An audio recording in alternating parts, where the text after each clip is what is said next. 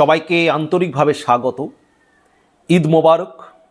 ঈদ সবার জীবনে খুশি, আনন্দ, সুখ, শান্তি, সমৃদ্ধি বয়ে আনুক।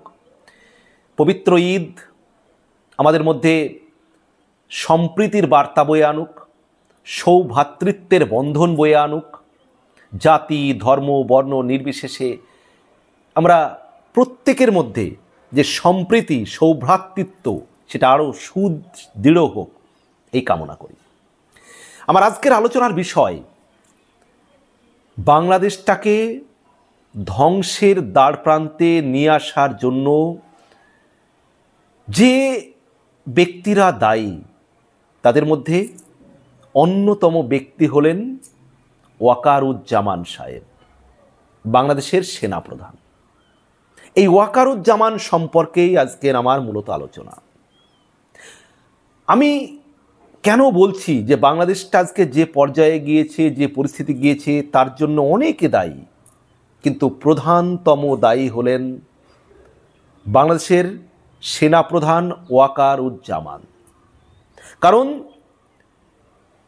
3ই আগস্ট, 4ই আগস্ট, 5ই আগস্ট যদি বাংলাদেশের সেনাবাহিনীর ভূমিকা সঠিক থাকতো, আজকে বাংলাদেশ এই পর্যায়ে যেত না, শেখ হাসিনার পতন ঘটত না। ওয়াকারুজ্জামান সাহেবের অদূরদর্শিতা, তার অদক্ষতা, তার সঠিক কমান্ডিং ভয়েস না থাকা আজকে বাংলাদেশটাকে একটি তালিবানি রাষ্ট্রের দিকে নিয়ে যাচ্ছে, ধ্বংসের দিকে নিয়ে যাচ্ছে। বাংলাদেশটাকে আজকে পিছনের দিকে নিয়ে যাচ্ছে। ওয়াকারুজ্জামান সাহেব তাহলে এসব কেন করছেন? তিনি 5ই আগস্ট ওয়াকারুজ্জামান সাহেব শেখ হাসিনার পাশ থেকে সরে গিয়ে তাকে বলেছিলেন যে আপনাকে 45 মিনিট সময় দেওয়া হচ্ছে, 40-45 মিনিট, এর মধ্যে আপনাকে গণভবন ছেড়ে, মানে দেশ ছেড়ে চলে যেতে হবে। প্রধানমন্ত্রীর যে বাসস্থান, সেই বাসস্থান ছেড়ে তাকে চলে যাওয়ার জন্য 40-45 মিনিট সময় দিয়েছিলেন। বাংলাদেশের সেনাবাহিনীর প্রধান হিসেবে সংবিধানের শপথ যেটা আপনি নিয়েছিলেন, আপনার কি দায়িত্ব ছিল? রাষ্ট্রের পাশে দাঁড়ানো। এই আন্দোলন সেনাবাহিনী যদি চাইতো 3 এবং 4ই আগস্ট এই আন্দোলন এই জায়গায় আসতো না। ঢাকার রাজপথ এই বৈষম্যবিরোধী ছাত্রদের নামে, জনতার নামে যে জামাত, শিবির, বিএনপি এবং কিছু জঙ্গি সন্ত্রাসী যারা একটা অভ্যুত্থানের নাম করে রাষ্ট্র ক্ষমতা দখল করতে চেয়েছিল, তারা সফল হতে পারত না। সেনাবাহিনীর প্রধান হিসাবে যদি আপনার ভূমিকা সঠিক থাকতো, সেনাবাহিনী এই ভূমিকা নিতে পারত না। কারণ আপনার অদক্ষতা, আপনার অযোগ্যতা, আপনার অদূরদর্শিতা আজকে বাংলাদেশটাকে 5ই আগস্টের পর থেকে একবার ধ্বংসের দিকে নিয়ে গিয়েছে। তার আগে থেকেই শুরু হয়েছে একটা সুন্দর, স্মার্ট, আধুনিক বাংলাদেশ। সেই বাংলাদেশটা আজকে কোন জায়গায় গিয়ে পৌঁছেছে? আইন নেই, শৃঙ্খলা নেই, মব জাস্টিস। বাংলাদেশের যারা স্বাধীনতা বিশ্বাস করে না, তারা আজকে দাপট দেখিয়ে ঘুরে বেড়াচ্ছে। মুক্তিযোদ্ধাদের জুতোর মালা গলায় পরিয়ে ঘোরানো হচ্ছে। বাংলাদেশের যিনি প্রাণ পুরুষ, বাংলাদেশের যিনি জনক, বঙ্গবন্ধু শেখ মুজিবুর রহমান, তার বাড়ি ভাঙা হচ্ছে ফেসবুকে স্ট্যাটাস দিয়ে, সরকারি বুলডোজার নিয়ে গিয়ে। সারা বাংলাদেশ জুড়ে মব সৃষ্টি করা হচ্ছে। শিক্ষকদের অপমান করে জুতোর মালা পরিয়ে ঘোরানো হচ্ছে, পদত্যাগ করানো হচ্ছে, বিচারপতিদের জোর করে পদত্যাগ করানো হচ্ছে। আর যারা এগুলো করছে, ওয়াকারুজ্জামান সাহেব, আপনি তাদেরকে নিরাপত্তা দিচ্ছেন। আচ্ছা ওয়াকারুজ্জামান সাহেব, আপনি তো ডক্টর ইউনূসকে চেয়েছিলেন না, যেটা আসিফ মাহমুদ সাক্ষাৎকারে বলছেন, কিন্তু এখন তাহলে আপনার সঙ্গে কি কন্ট্রাক্ট হয়েছে? কি সমঝোতা হয়েছে? আপনি 2024 সালের 23শে জুন সেনাপ্রধান হিসেবে নিযুক্ত হয়েছেন 3 বছরের জন্য, অর্থাৎ 27 সালের 23শে জুন আপনার অবসর হয়ে যাবে। তাহলে তারপরে কি আপনি এই ডক্টর ইউনূসের যে রাজনৈতিক দল জাতীয় নাগরিক পার্টি তাতে যোগ দেবেন, নাকি জামাতে ইসলামীতে যোগদান করবেন? কি পরিকল্পনা আর আপনার?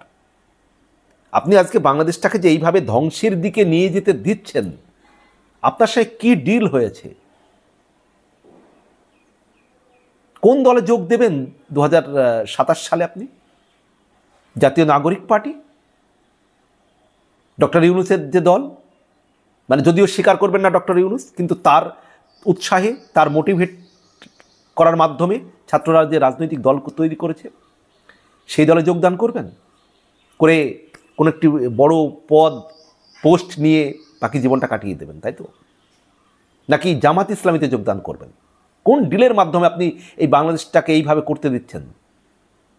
আজকে এবি পার্টি বাংলাদেশের, তার সাধারণ সম্পাদক ফুয়াদ, অবাক ব্যাপার, একটা কি ব্যক্তি যিনি মিটিং মিছিল করলে কোনো জায়গায় 500 লোকও হয় না, এইরকম একজন ব্যক্তি বড় বড় কথা বলেন। একটা সিট পাওয়ার যার ক্ষমতা নেই সারা বাংলাদেশে, তিনি বলেন ক্যান্টনমেন্ট উড়িয়ে দেবেন, মানে নেচে নেচে নেচে নেচে একবারে লাফিয়ে লাফিয়ে, বাঁদরের মতো করে করে লাফিয়ে লাফিয়ে ওঠেন। এইরকম ব্যক্তি আজকে ক্যান্টনমেন্ট উড়িয়ে দেওয়ার কথা বলে, রাষ্ট্রপতিকে অশ্লীল ভাষায় গালাগালাজ করে, আর আপনি সেনাবাহিনীর প্রধান হিসাবে দেখছেন। এরপরেও আপনি বলবেন এই ব্যক্তিটা ভালো মানুষ, ভদ্র মানুষ। ভালো মানুষ, ভদ্র মানুষ, তাহলে সেনাবাহিনীর প্রধান কেন? আপনি ভালো মানুষ, ভদ্র মানুষ হয়ে আপনি নিশ্চিন্তে সংসার করবেন, ধর্মকর্ম করবেন, সেটাই তো আপনার জন্য সঠিক। একটা দেশের সেনাবাহিনীর প্রধান হিসেবে আপনার ভদ্রতা, আপনার ভালো মানুষ, এটা আপনার মূল যোগ্যতা নয়। আচ্ছা ধরুন তো সম্মানিত দর্শক, আপনি একজনকে, আপনার একটা কোম্পানি রয়েছে, সেই কোম্পানির সিকিউরিটি চিফ করেছেন, অর্থাৎ নিরাপত্তার প্রধান ব্যক্তি করেছেন। তার আন্ডারে ধরুন 21 জন ব্যক্তি রয়েছেন। তো সেইখানে যদি কোনো সন্ত্রাসী কার্যকলাপ ঘটে, চোর ডাকাত লুটপাট তারা ঢুকে পড়ে, আর যিনি সিকিউরিটি চিফ তিনি যদি ভালো মানুষের মতন চুপচাপ দাঁড়িয়ে থাকেন আর মালিককে বলেন আপনি আপনার ফ্যাক্টরি ছেড়ে চলে যান, আপনাকে 10 মিনিট সময় দিলাম, আপনি চলে যান, আপনাকে সেভ করে পিছনে দরজা দিয়ে বের করে দিলেন, দিয়ে এবার এই চোর ডাকাত তাদেরকে যদি এই সিকিউরিটি চিফ এবার নিশ্চিন্তে আপনার ফ্যাক্টরি লুটপাট করতে দেন, আপনি সেই সিকিউরিটি চিফকে বলবেন যে যোগ্য ব্যক্তি, ভদ্র ব্যক্তি? তার দায়িত্ব কি ছিল? বাংলাদেশের সেনাপ্রধান হিসেবে বাংলাদেশের এই যে অস্থিরতা, 5ই আগস্ট শেখ হাসিনা পাশে দাঁড়ানো উচিত ছিল সেনাবাহিনীর প্রধানের। 3ই আগস্ট, 4ই আগস্ট সেনাবাহিনী যে ভূমিকা রেখেছে, তাদের বিরুদ্ধে স্ট্রং অ্যাকশন নেওয়ার দরকার ছিল সেনাবাহিনীর প্রধান হিসেবে, তা তিনি করতে পারেননি। আবার 5ই আগস্ট যে কথা তিনি বলেছিলেন যে বাংলাদেশের মানুষের জান মালের দায়িত্ব তিনি নিলেন, কি জানমালের দায়িত্ব নিয়েছেন? 5ই আগস্টের পরে বাংলাদেশ জুড়ে যে পুলিশ হত্যা হলো, সেই পুলিশ হত্যার দায় কে নেবে তাহলে? সারা বাংলাদেশ জুড়ে যে লুটপাট, অগ্নিসংযোগ, সংখ্যালঘু হিন্দুদের উপরে যে অত্যাচার হলো, তার দায় কে নেবে? তার দায় ডক্টর ইউনূস, তাকে তো নিতেই হবে। 8ই আগস্টের পর থেকে ডক্টর ইউনূসকে তো নিতেই হবে, কিন্তু 5ই আগস্টের পর থেকে যা কিছু ঘটছে, তিনি দায়িত্ব নিয়েছিলেন ওয়াকারুজ্জামান সাহেব, তাহলে তার দায় আপনি কেন নেবেন না? সারা বাংলাদেশ জুড়ে যা আজকে মব সৃষ্টি হচ্ছে, এই হাসনাত আবদুল্লাহ, শারজিস আলম আপনার কাছে যায় মিটিং করতে, অথচ সারা বাংলাদেশ জুড়ে তারা মব সৃষ্টি করে বেড়াচ্ছে, আর আপনার সঙ্গে যায় গোপনে পরামর্শ করতে, আলোচনা করতে। হাসনাত আবদুল্লাহ আজকে ফাঁস করে না দিলে তো আপনাকে, আপনার মুখোশ কেউ চিনতেই পারতো না। আপনি আপনার আশকারাতে এরা মবের রাজা, মবের সম্রাট হয়েছে।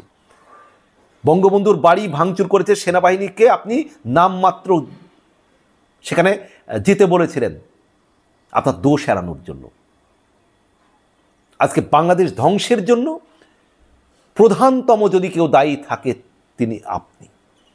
আপনার মদতে বাংলাদেশ জুড়ে মব জাস্টিস হচ্ছে, আপনার মদতে যা খুশি তাই করে বেড়াচ্ছে ছাত্র শিবির, জামাতে ইসলামী, এই জাতীয় নাগরিক পার্টি। সারা বাংলাদেশের মানুষের আজকে নিরাপত্তা নেই,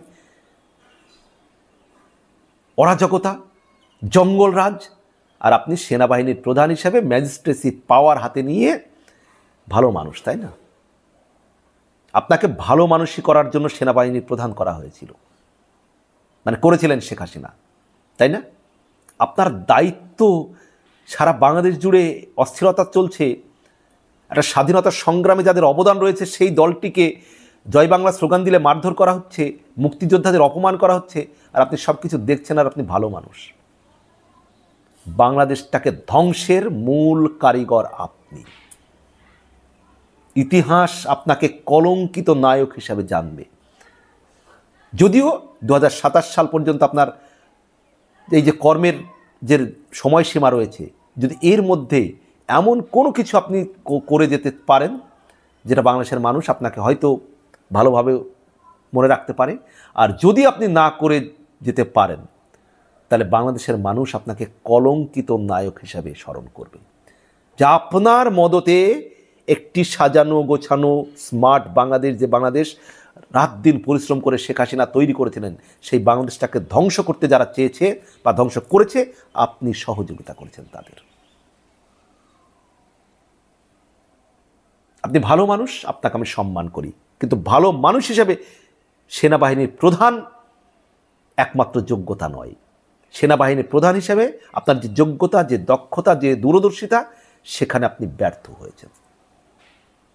আগামী দিন বলে দেবে আপনার সম্পর্কে প্রশংসা করব নাকি আপনার আরও সমালোচনা করব, সেটা আগামী দিনগুলোই বলে দেবে, আপনার ভূমিকা, আপনার কাজকর্ম। সম্মানিত দর্শক, এ বিষয়ে আপনাদের কি মন্তব্য রয়েছে অবশ্যই জানাবেন। ভালো থাকবেন, সবার জন্য শুভকামনা। প্লিজ আমার চ্যানেলটি সাবস্ক্রাইব করবেন। ভালো থাকবেন।